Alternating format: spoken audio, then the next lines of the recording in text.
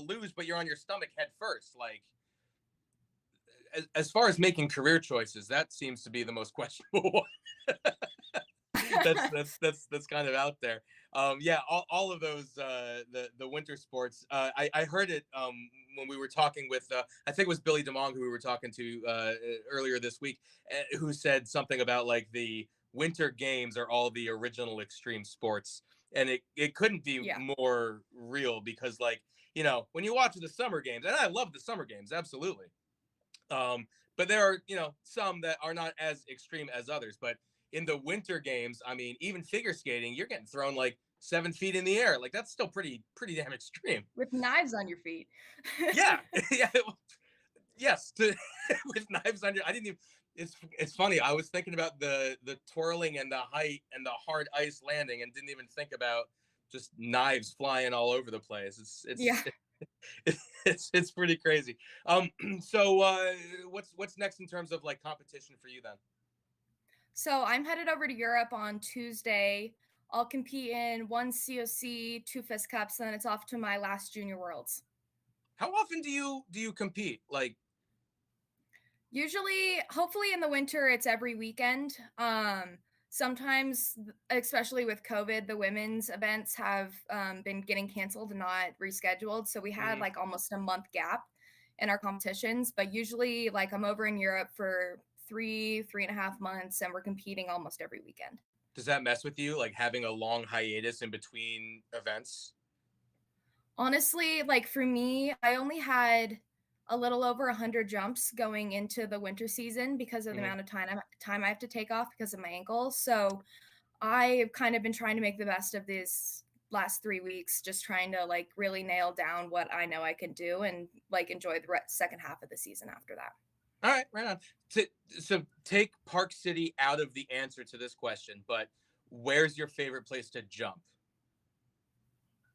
Vigersund, Norway. Norway. Yeah, There's something about Norway. They dominate winter games, right? Cross country skiing, they're they do. dominant.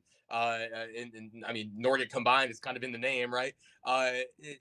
So those are. Is it because the snow is great? Is it because the hills are that great? A combination of all of it. Like, what is it that makes Norway so good? The hill there is really fun. It's got kind of like in ski jumping, there's old hills and there's new hills. Huh. And newer hills tend to be a bit more mild, if you can say that ski jumps are mild, but they're like a bit and like you're not going as fast. But like older style hills, you're going faster, you're getting higher in there. And so Biggerson's kind of one of those older styles. And then since the walls in Norway are really close to sea level, the Mm-hmm. air is a lot thicker and you can push against that air a lot more, which I really have a fun time doing. So it's always fun to jump there. All right, that's interesting. All right, so talking to someone who's I mean, it's an understatement to say who has never ski jumped, who's never even thought about ski jumping before, and I probably never will. Um, Although, if you want to teach me, I'm all for it. I'm pushing 40 and I have no fear, so let's go.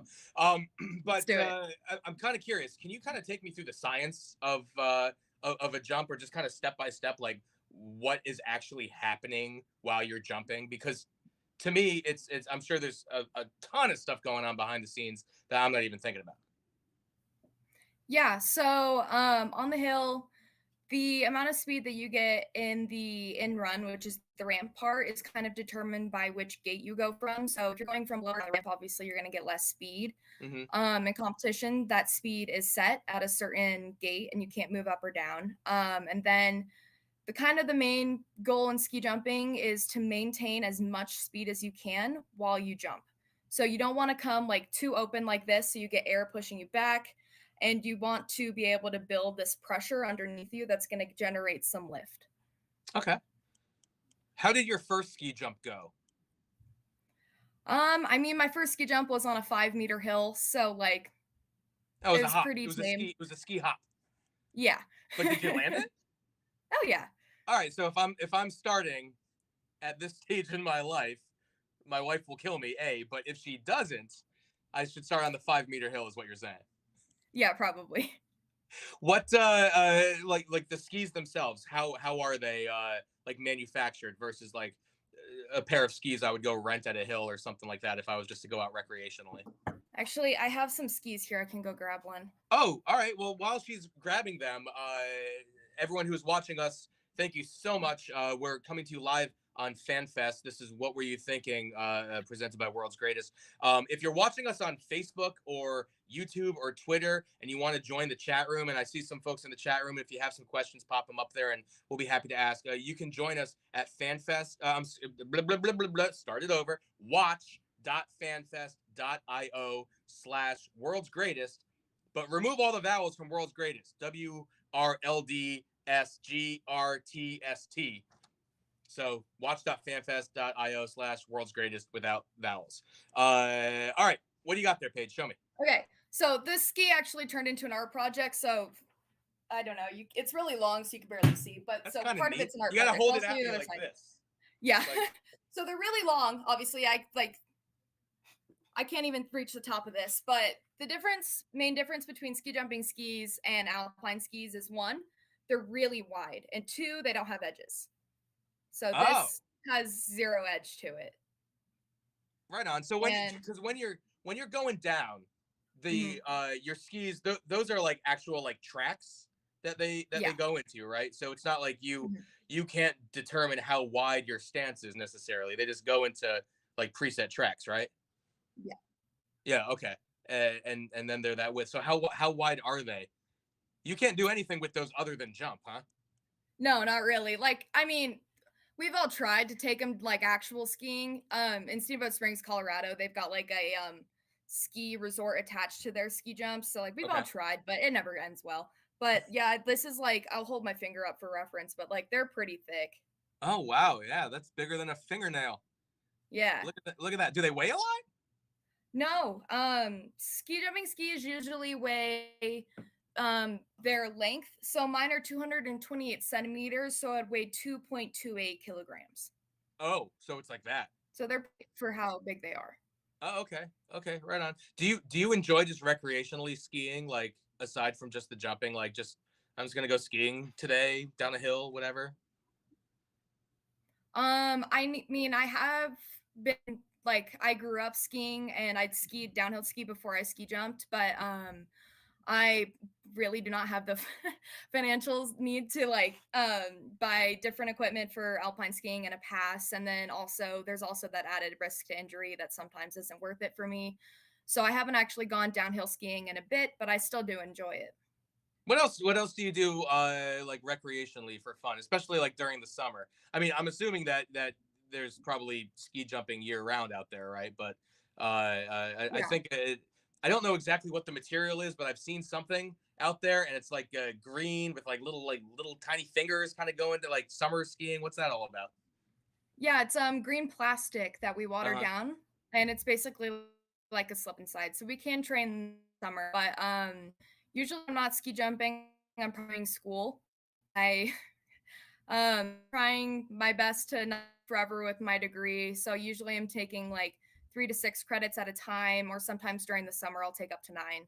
Oh wow, that's kind of intense. What are you going to school for? Like what's your major?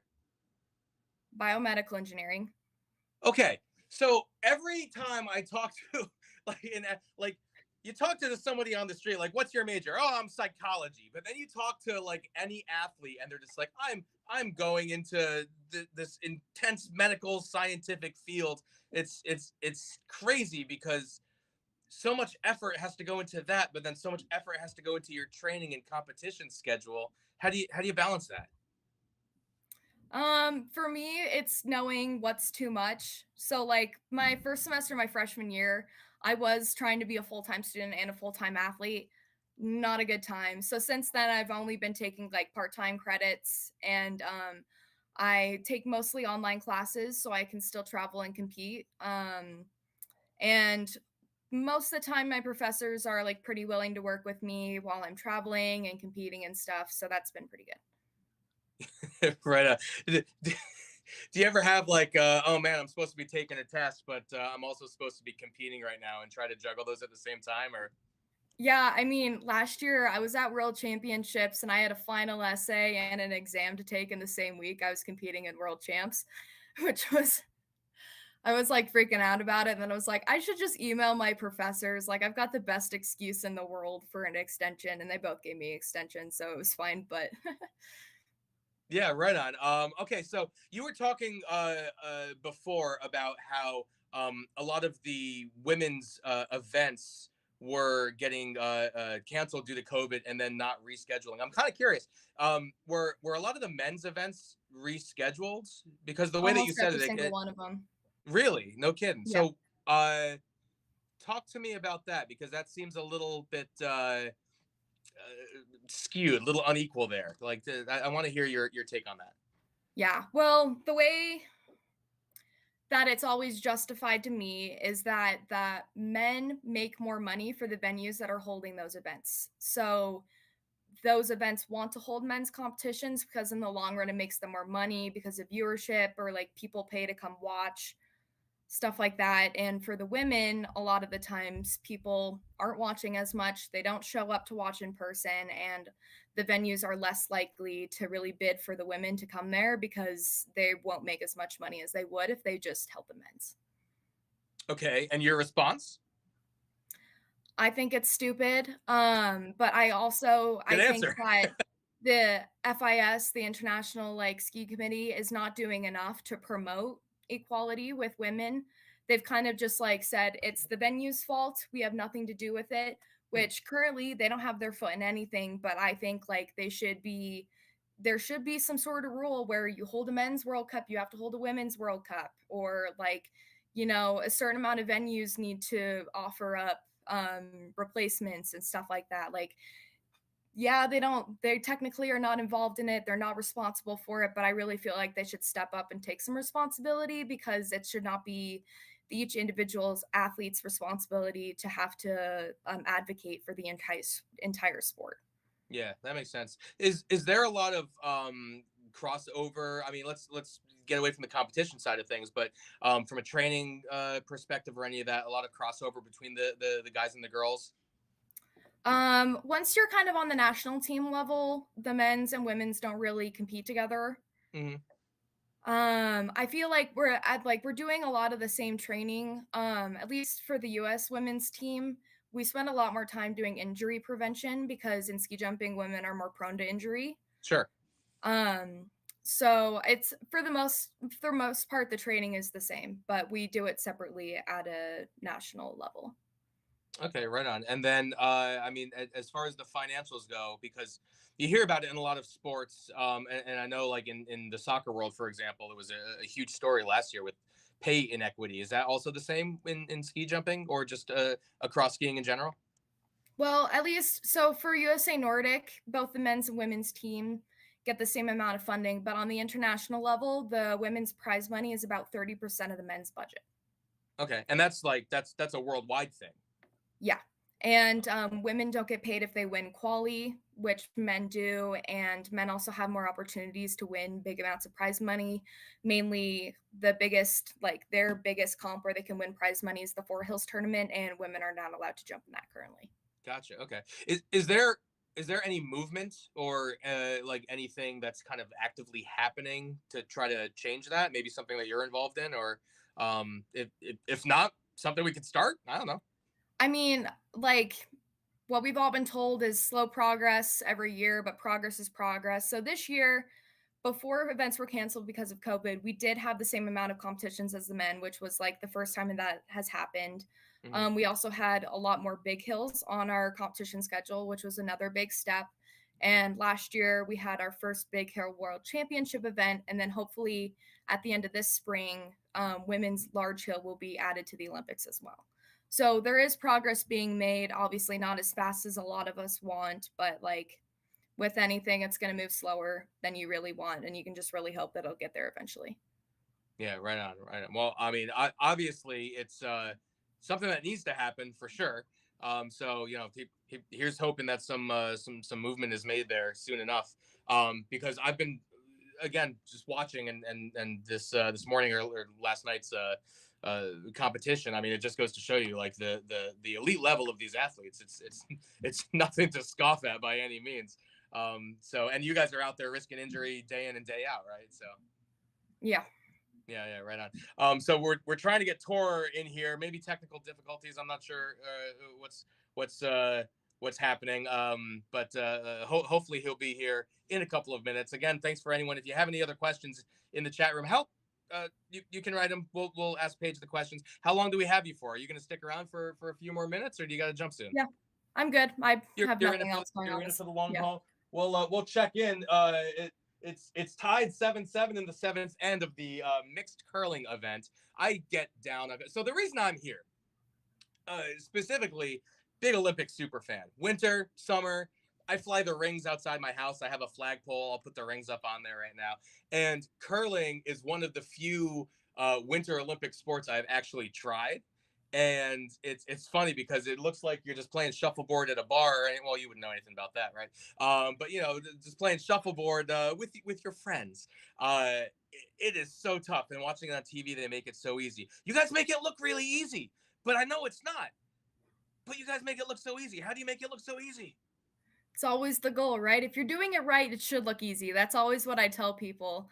And like especially I've been posting a lot about ski jumping online and it's been really funny to like listen through comments. They're like, "This isn't even hard. You're just the gravity's doing the work." And I'm like, "That's what it's supposed to look like, but I can't really convince you otherwise." But there you go. And speaking of other old men, Tor Bergrem has joined the show. What's going on, buddy? How are you doing today? How are we living? Nice, dude. We're doing great. Last time I saw you, I think was on a beach in Greece, right? We're playing some stupid about right. Stupid beach games. Yeah, that was a good time. Where are you right now? You're in Canada right now, right? Yeah, I'm in British Columbia right now. We are filming a snowboard movie, and we just got back actually. Awesome. So, all right, before we even talk about anything athletics wise, so you've recently retired, and now you're kind of diving just headfirst into the world of what action filmmaking, right? So pretty much, like, yeah. Yes. So just kind of tell me a little bit about that, because that's more my world. I don't know anything about snowboarding, but I can film a movie with my eyes closed. Well, I should keep my eyes open while I'm filming, but you know what I mean. How'd you dive into that and kind of? I just want to hear about this. This is intriguing. Yeah, it's always been a dream of mine to kind of dive into the filmmaking aspect of snowboarding, and I've been competing. I've been on the Norwegian national team for 11 years, and I've been to 2 Olympics, and I just felt like it was time to chase that next dream. You know what I mean? And so now we're doing it. And what's the movie that you're making right now? So now we're doing a series of short videos from. Okay. We're doing one from BC, Canada now, and then we're doing another one from Wyoming, and then we're gonna keep it rolling throughout the season and throughout the summer. There you go. I'm down here in Connecticut. We don't really have too many hills for you to go down, so I would love for you to come down this way, but it's just a couple of small little rolling hills, so probably nothing that interests you. We could probably figure something out. Hey, you know what? We just had like 2 inches of ice come down, so that would make for a really fun blooper reel if you want to just go down some really thick ice for me. Exactly. Yeah, sounds great. I love it. So, it's kind of cool having both of you here. So Paige at the start of her career, Tor having just retired. So I want you to kind of impart a little bit of wisdom on our young Paige here at the start of her career. Kind of let her know what to expect. Give her some learnings maybe that you've got. Yeah, I don't know what do you want to know? Not quite sure. It's very nice to meet you, by the way. Nice to meet you too. So you're a ski jumper, is that it? Yeah. That's awesome. I've never gone down a ski hill, but I love to watch it, and yeah, I'm sure I'll watch you at the Olympics the next time around. Yeah, hopefully 2026. There we go. Italy, right? Yeah. Perfect. Are you any good at skiing there, Tor? Or I guess I'll flip it around. Paige, you ever try the snowboard? I haven't tried snowboarding. I've tried skateboarding and longboarding, and neither have gone very well for me. So I don't think snowboarding is my go-to there. Perfect. No, I mean I'm from Norway. Skiing is our national sport, so I grew up skiing. Not ski jumping so much as cross country skiing, but I know my way around a pair of skis. But Yeah. I've never done the K 120-meter big old ski jump hill. That's Yeah. a bit out of my league.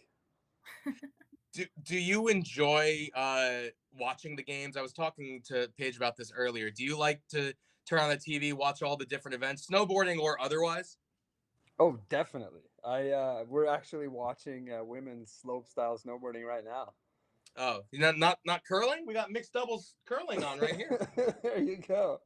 Come I on, have been come watching on. curling too, but I got to watch the family, when they're riding. So Yeah, listen, they just made gambling legal in the state of Connecticut right now, so I've got my entire kids' college fund riding on this curling match. Let me tell you, you're it's looking at the wrong screen right now, buddy. yeah. Well, no, I'm not. This is what I want to see. This is what I want to pay attention to. Tell me about Rumble. I've heard about this Rumble, and I want to hear all about it. Yeah, Rumble is a short film that I made with my friend Ståle Sandbeck, who's actually at the Olympics right now. Is going to compete in a couple hours, Oh, and Spencer Whiting, our filmer, and we spent a month out in Switzerland last January, and then we spent 2 months out in Colorado and Utah, February, March, and filmed the short film Rumble.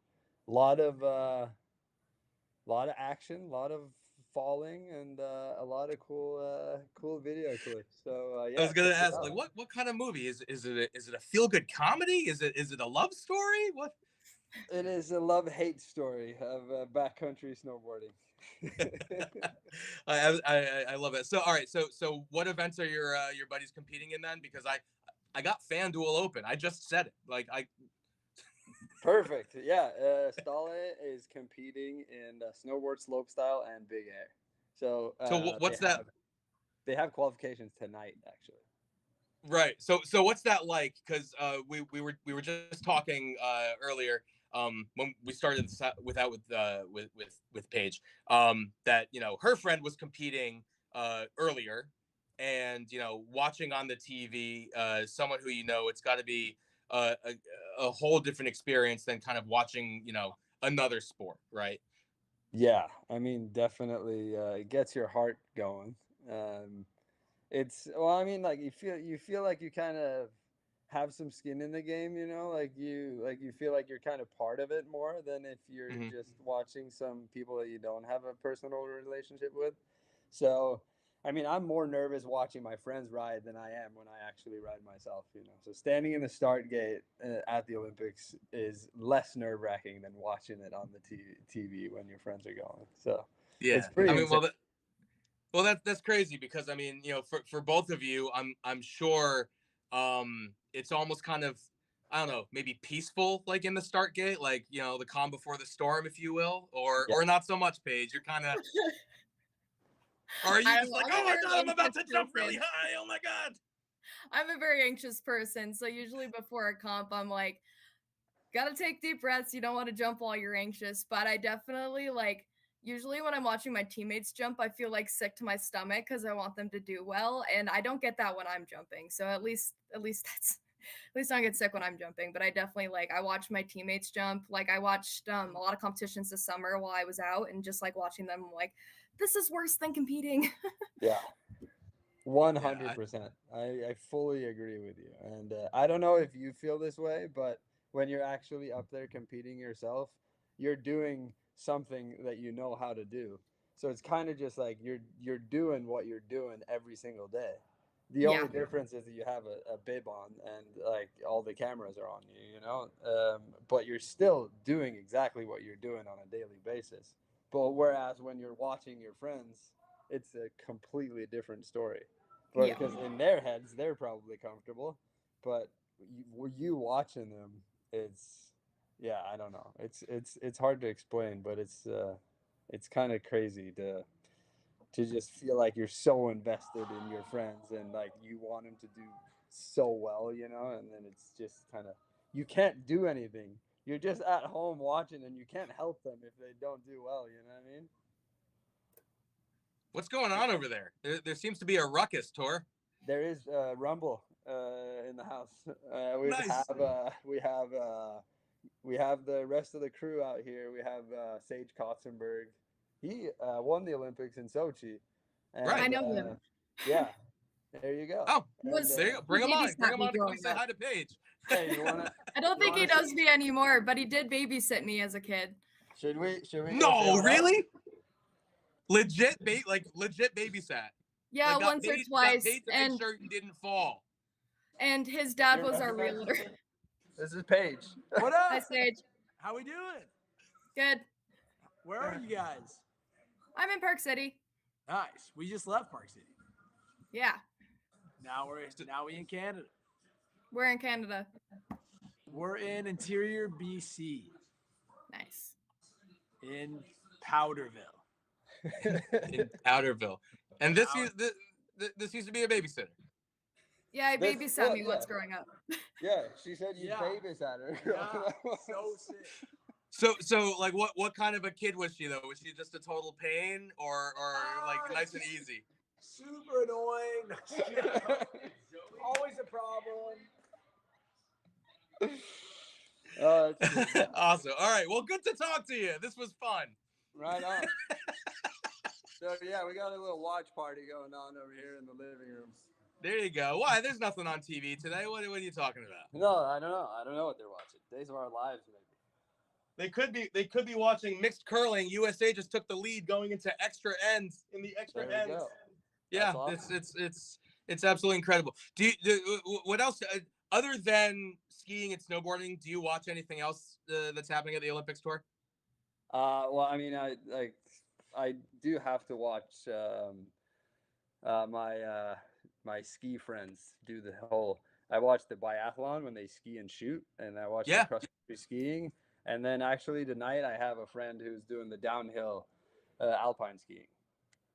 Cross country skiing. We were talking about this before, but highly underrated how difficult that is. Yeah, I mean, yeah, it's kind of like the. It's hard to running do of the well. winter. What's that? It's hard to do well. I feel like Yeah. anybody could go on cross country skis, but it's hard to do well. Yeah, it's the same as like running, like it's easy to go outside and jog for like 15 minutes, but it's hard to win the Olympics in running. Speak for yourself. It's not that easy to go outside and jog for 15 minutes for all of us. Let me tell you, you've seen what I'm working with, baby. But I would think with the biathlon though, I mean personally, like the cross country skiing is tough enough, but then having to have a steady shooting on, that just seems tough. Like you're doing a 10K and having to be a sharpshooter at the same time. Yeah, it's insane. I have no idea how they do it. Did you ever consider any other? You ever consider any other sports other than snowboarding? I was actually talking to my friend who's an alpine skier about like when we both retire, maybe try and go for luge double. When you do the Okay. But I don't know if we're ever gonna do it. Bobsled would be cool though. I'd like to try that.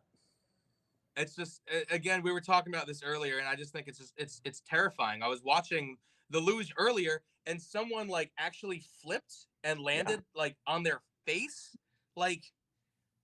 I'd be afraid of that happening every single time. It's a theoretically it's a rare occurrence, right? But like, just the thought of it just doesn't seem fun. I'd be terrified. Yeah, I mean, but what's fun if there's not any risk involved? You know what I mean? It's like it's gotta be a little scary. You should trademark that because if you don't, that will be the slogan for the Winter Olympics moving forward. It's just all just nonstop dangerous stuff. It's not fun if it's not scary. Yeah, exactly. That should be your slogan, Paige. You should run that for your Olympic campaign for 26. Awesome. There you go. So Tor, you did Olympics, you did X Games as well, right? Yeah. The difference between them, I mean, from the competition standpoint, is there a difference between them? Well, if you want to get technical about it, the X Games courses allow you to ride at maybe a slightly higher level than the Olympics, for us, but the magnitude of the Olympic circus that goes on around you is it's just like you can feel it that the Olympics is just so much bigger for everybody outside of snowboarding, you know, the rest of the world. Because for us, X Games is like X Games and Olympics are kind of neck and neck when it comes to how important it is and how hard it is to win. But for the rest of the world, it the Olympics is a completely different ballgame.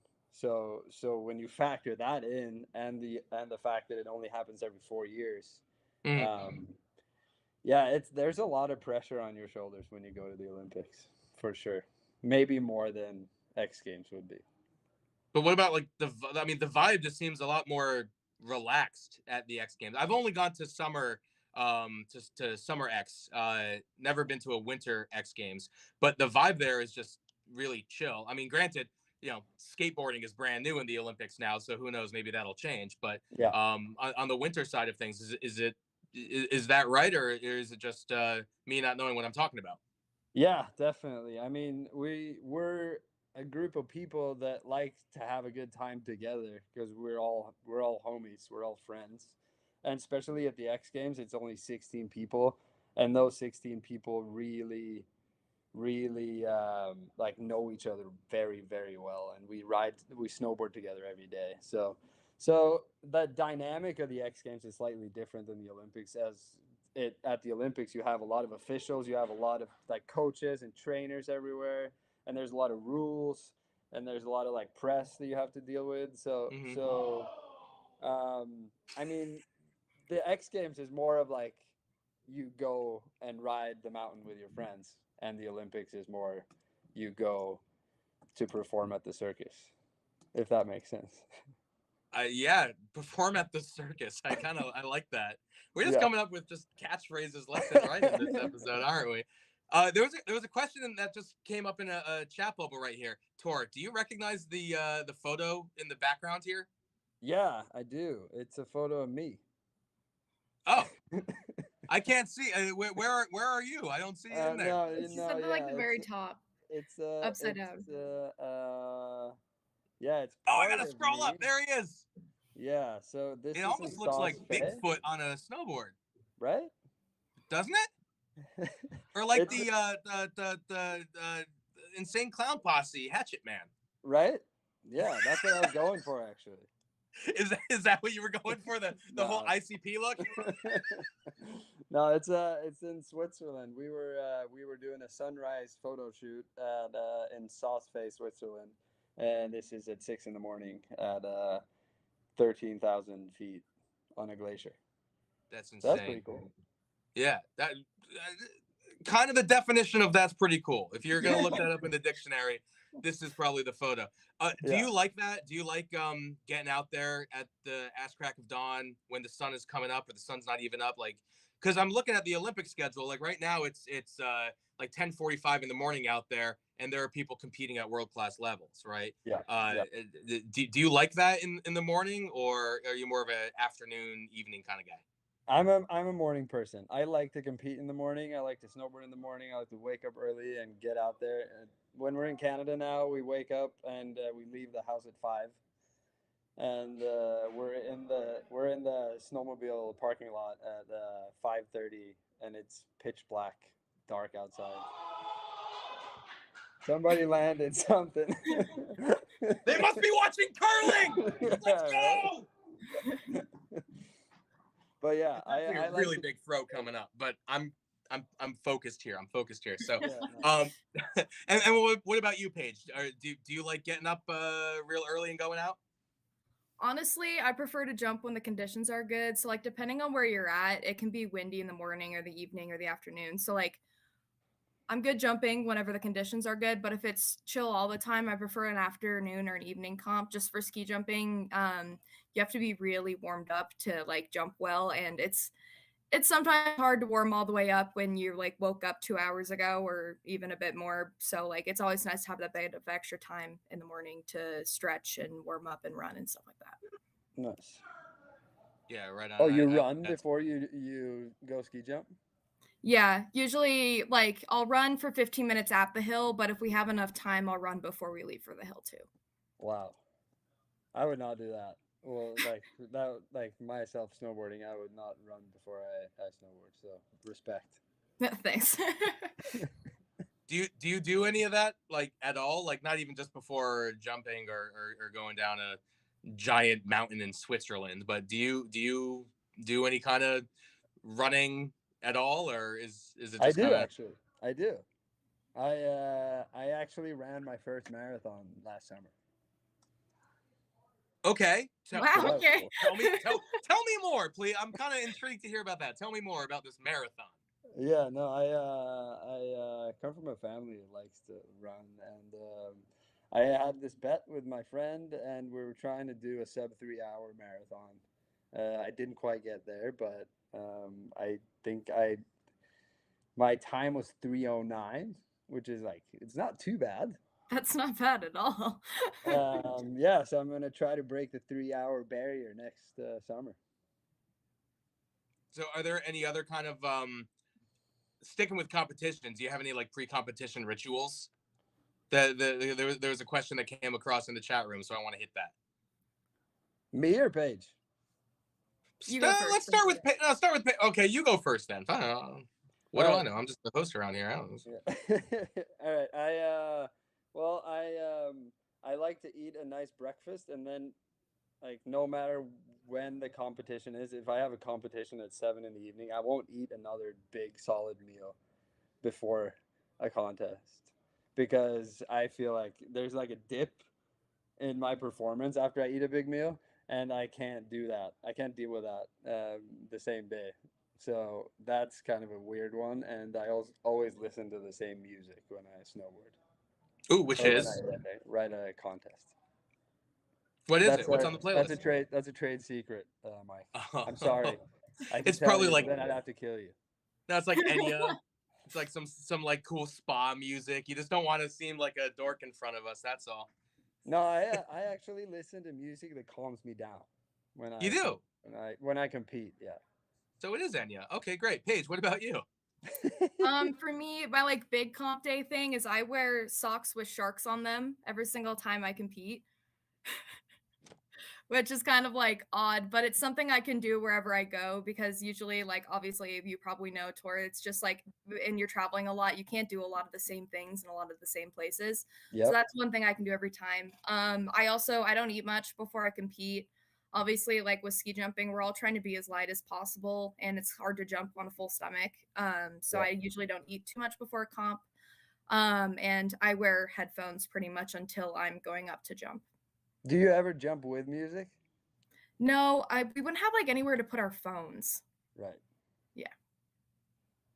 I like that. That was a good question. So, all right. So, we're kind of wrapping up the show here a little bit. The show's called "What Were You Thinking?" Right? Because I always like to end the show with asking athletes what they were thinking at a certain point of time. What were you thinking agreeing to do this show is always the first question I like to ask. But for real, I'm curious. We'll start with you, Tor. So in your last Olympics, you were like fourth or fifth, something around that, heading into the finals, right? Mm-hmm. What were you thinking being that close to the podium? I was thinking I hope my body holds up because I had a separated AC joint, I had a broken wrist, and I had a dislocated elbow a couple of months before. So I was like a cyborg going into that contest, and I was just like in the physio, in the room with my like physio for like the 2 hours before the contest started, just trying to tape everything down, massage everything just to get it ready. And it was kind of nice actually because it took my mind off of the seriousness of the contest. It was just like more like, all right, if I make it out alive today, it's gonna be a good day. Were those injuries suffered during the Olympics or leading up to it, and you were dealing with it the whole time? The wrist happened in December of 2017, and the dislocated elbow happened late December, same year. Mm. And the separated AC joint in the shoulder happened the day before the final at Wow. practice. and to think a baseball player gets a month off for a blister, and Right? and this is what you're doing. That's Yeah. that's insane. So I guess it's kind of a good segue into my question for you, Paige. What were you thinking breaking your ankle so close to the Olympics and trials? Honestly, as soon as like I went into my surgeon, he's like, "You need surgery. You've torn like 2 ligaments, and I need to fixate your bone." I was like, "Olympics probably aren't happening for me." Mm-hmm. I like my recovery was longer than I thought it was going to be. It was 6 months to return to sport, and so like starting up again after a big injury in September, leading up to an Olympic year was obviously not ideal, but like my main goal was not to make the Olympics, but to be top 4 at Olympic trials, which I was. So Mm-hmm. I kind of put the Olympics in the back of my mind because I figured it probably wasn't happening for me. Congrats. That's awesome. Thank That's you. so awesome. Yeah, that's pretty cool. You still accomplished that goal, which is that's tough. And you know, in hindsight, you wouldn't be here talking to me otherwise. So Yeah, exactly. So like it's it's kismet. fine. It was meant to be. It was meant to be. Yeah. But yeah, you guys are both great. I'm curious also if there's anything kind of going on that you want to tell our viewers about. Whether it's professionally, something that you're working on. Something you want to pitch. Shout out anybody. Something happened there. I don't know. But the floor is yours. So Paige, if there's anything else you wanna throw out there. If you want to keep track of ski jumping or me personally, follow USA Nordic, and my Instagram account is pesh_delesh. I post on there pretty regularly, so you'll keep updated there. Nice. Love that. And Tor, what do you want everyone to check out? When's your film coming out? Let's hear everything. We are trying, well, not officially, but we're trying to do a short film drop every month. So we're going to try and do one March 1st, April 1st, May 1st, and hopefully June 1st. So, yeah, follow my Instagram if you want to stay up to date on my daily adventures, and I will make sure to post a lot about the project. So yeah, and I'm gonna go follow Pesh right now. And of course, Paige and I both get invited to the world premiere when your big screen debut comes out. Is that right? Oh yeah, I'll see you at the Sony IMAX. I'll see you at the Chinese theater in Hollywood, buddy. Let's go. I love it. All right. Hey guys, thank you so much for taking your time tonight to chat with us. And I hope you come back. We're here for the next 16 days doing these shows.